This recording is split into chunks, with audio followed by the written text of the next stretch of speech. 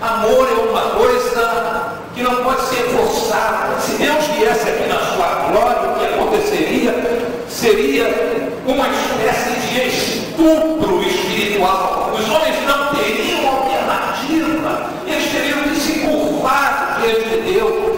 Deus não nos conquistaria pelo amor, mas Deus nos forçaria pelo seu poder. Deus não quer isso. Deus nos dá liberdade. Ele vem de uma tal maneira que você fica livre para aceitá-lo ou não. Coloca todas as evidências diante de você e lhe dá um espaço para no seu coração você decidir: eu creio nisso, eu confio nisso, ou eu não creio nisso, eu não quero saber disso.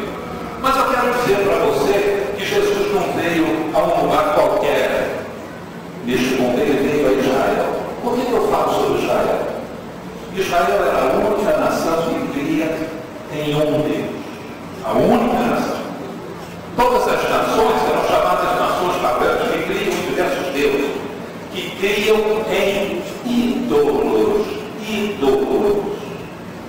que praticavam idolatria. Este é o pecado que Deus mais coíbe no Velho Testamento. Que os profetas leem e falam, e a maior parte do discurso dos profetas é contra a idolatria. Por causa da idolatria, Israel foi levado para o cativeiro na Babilônia, ficou lá durante 70 anos. Por causa da idolatria das 12 tribos de Israel, 10 se perderam, foram aniquilados. Era Deus levando a sério essa questão da idolatria. O que é a idolatria? A idolatria é a contramão da revelação de Deus. Nós só podemos conhecer a Deus se Deus disser como Ele é e se Ele realmente vier a ser este ponto. Senão, como é que nós podemos conhecer Deus? Agora, meus prezados amigos, a idolatria é o seguinte: é o homem criando um Deus. É isso. Um Deus que Ele carrega para lá e para cá. Um Deus que Ele faz negócio com esse Deus. Faz promessa: ó, se eu receber isso, eu vou fazer isso, vou fazer aquilo. Eu lhe dou isso, eu lhe dou aquilo. É um Deus, meus prezados amigos, que o homem fala com Ele, mas que não fala nada com o homem. Porque o livro não abre a sua boca e não diz nada. Porque o homem, nas trevas, não quer ouvir a Deus. Hoje as pessoas são mais cultas. Não são capazes de botar uma coisa dentro do bolso de madeira, de mármore, de chifre, de marfim, de ouro, de prata, para carregar no bolso e dizer assim: isso aqui é Deus. Mas o homem continua fabricando Deus. Sabe onde? Aqui, ó, na cabeça. Não sabe como é Deus, mas ele fabrica o seu próprio Deus e diz assim: para mim, Deus é assim. Não é o Deus que ele fabricou. E continua exatamente nessa situação de idolatria, ou seja, ele quer um Deus que o ouça. Deus, me ajuda, eu creio em Deus, você crê em Deus? Ah, eu creio em Deus, eu até tudo que eu faço, eu falo com Deus.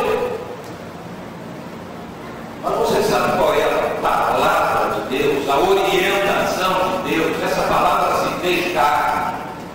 Isso significa que a revelação de Deus, diferente de todas as outras religiões, não é blá blá blá. É alguma coisa que se manifestou na história, virou carne. É a pessoa de Jesus, que você pode olhar, pode pesquisar, pode ler, parar, perguntar, questionar, perguntar para Deus: é isso mesmo? Ter alguma coisa que você possa ver. Mas quantas pessoas estão interessadas em Deus hoje? Se você está perguntando: você crê em Deus? Quase todo mundo aqui crê em Deus. Nessa cidade, no Brasil, quase todo mundo crê em Deus. Mas que Deus? Para mim, Deus é assim. É a conversa do idólatra. É um Deus que está só dentro da sua cabeça, mas não tem nada a ver com Deus verdadeiro. O Deus verdadeiro veio a este mundo, e o interessante é que ele é identificado identificado como o quê? No princípio era a palavra. Deus quer falar. Deus tem que falar. Você já ouviu? A condição, meus irmãos, da humanidade é essa, de que o homem não quer ouvir a Deus. Sabe que precisa de Deus, tem consciência da sua limitação, quer que Deus esteja por perto para quando ele precisar, mas não tem interesse em Deus. Sabe como é que os homens tratam Deus? Os homens tratam Deus igual o macaco de um automóvel. Você sai para viajar, você nem pensa no macaco. Ele está no lugar, em algum lugar. Aí fura o pneu, você encosta e vai lá, meu precioso lugar. Ah, meu abençoado macaco, que maravilha, se não fosse você, o que eu ia fazer agora para trocar esse pneu? Aí, bota lá o macaco, sustenta o carro, não é? Tira a roda, troca a roda. E agora o que você faz? Você dá um beijo no macaco? Você sai dizendo para os outros, olha, quem me quebrou o galho nessa viagem foi o meu macaquinho aqui de ferro. Eu preciso ser mais agradecido a esse macaco. Não, resolver o problema, você enfia ele lá, ele estava escondido. Se alguém entrar no seu carro, não vê o macaco. Se você for conversar sobre qualquer coisa na viagem, você não conversa sobre o macaco, você não quer saber mais desse macaco. É assim os homens têm relação a Deus. Deus é para que, ó, da necessidade. A sua necessidade, esquece. É o Deus do coração idólatra. É um Deus para ser manejado, é um Deus para ser usado, é um Deus para ser abusado, mas não é um Deus para ser Deus, para dirigir a vida. Primeira pergunta: quem é Jesus? Jesus é Deus. Segunda pergunta: qual é a condição humana, qual a condição da humanidade? A humanidade não quer saber de Deus. Você pode ter isso na história da raça humana, você pode ter isso nos jornais de cada dia, você pode ter isso olhando a vida de cada família, você pode ter isso na luta mesmo dos casamentos. Um homem se casa com uma mulher, promete que vai amá-la por toda a sua vida, ela diz, vou amar esse sujeito toda a minha vida, e às vezes na lua de mel, como eles voltam, já estão se separando, já viraram inimigos. Há alguma coisa errada com o ser humano. Há alguma coisa errada com o ser humano. Meus amigos, o ser humano de toda a criação é o único que tem cabeça, que tem cérebro. Quando eu era garoto, precisava de uma pessoa, um trabalhador para alimentar 35 pessoas.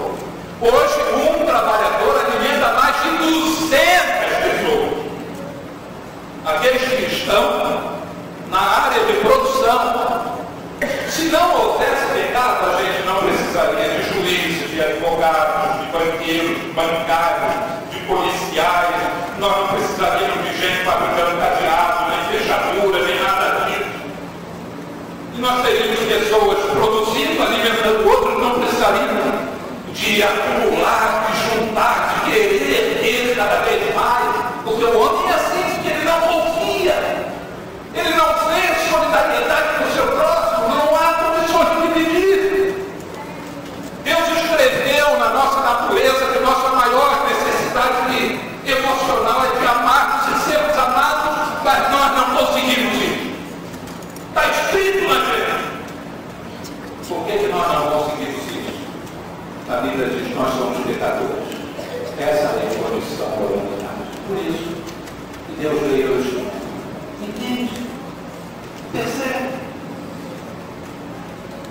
Eu um dia desse eu estava conversando com uma pessoa e ela disse para mim, pastor, eu não creio nesse negócio do pecado.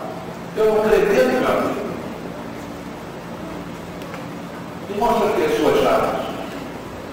Ele me mostrou uma outra chave. Que chave é essa?